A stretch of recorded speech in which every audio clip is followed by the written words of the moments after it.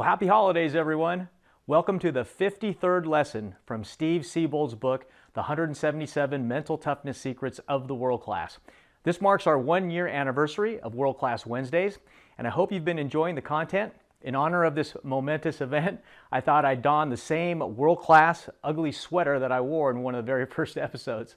Hope it doesn't make you want to toss your Christmas cookies seeing it again. This week's lesson is very timely, as it'll help you to put 2020 in the past and focus on your positive vision for 2021 to make it your best year ever. And don't worry, it's going to be a short lesson to get you back to your holiday festivities as fast as possible. Let's dive right into it with a quote from author and speaker Brian Tracy, who said that all great leaders have vision and idealization in which they can continually imagine the perfect outcome to all situations.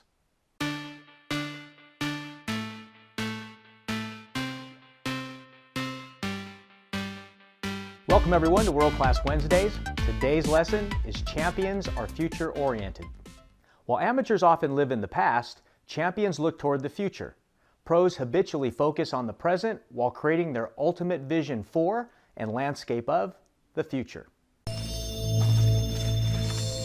If you build it, he will come.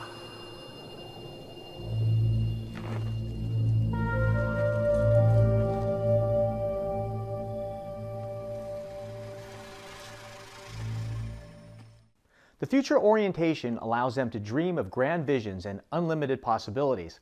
It also keeps them motivated and moving forward by keeping the proverbial carrot out in front.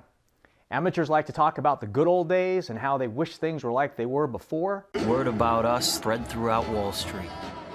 It wasn't long before Forbes magazine, the flagship of Wall Street, called to do a profile on me. Professional performers are just the opposite. The pros revere and respect the past, but place responsibility for the future squarely on their own shoulders. Taking personal responsibility for failures, successes, and actions in general is a trait of world-class performers. The saying, "If it is to be, it's up to me," reflects their beliefs. Average people would rather see themselves as victims of circumstances beyond their control. The great ones make their own circumstances and respond with a higher level of awareness to negative events in their lives. Their execution-based focus and future orientation keeps them on track. It all begins with taking full responsibility for their lives and their futures. Once again, happy holidays, everyone.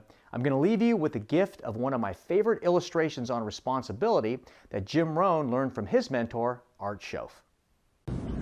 I used to have that long list of reasons why I wasn't doing well. I used to blame the government. I mean, you can believe that or not. It was at the top of my list. I had a lecture second to none. The government. That was on my list.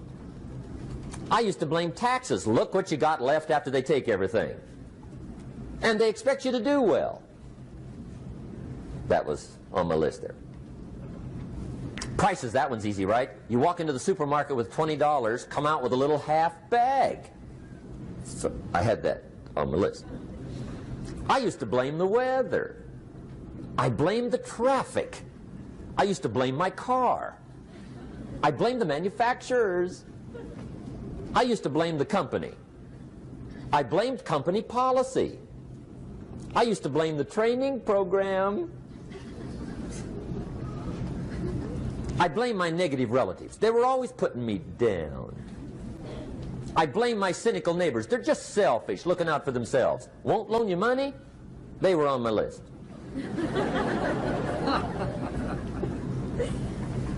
I used to blame the economy. I blamed the community.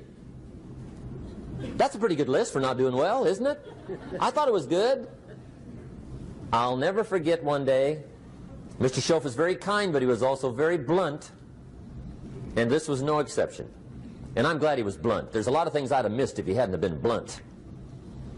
One day, with sort of a curious look on his face, he said, "Jim, just out of curiosity, tell me, how come you haven't done well up until now?" Excellent question. I thought, well, so I won't look too bad, I'll go through my list. And this list I just gave you, I put that on him. And he was very patient. He let me go through the whole thing, the government, the weather. I went through this whole thing. When I finished, he looked my list over very carefully. He said, "Mr. Rohn, big problem with your list. You ain't on it."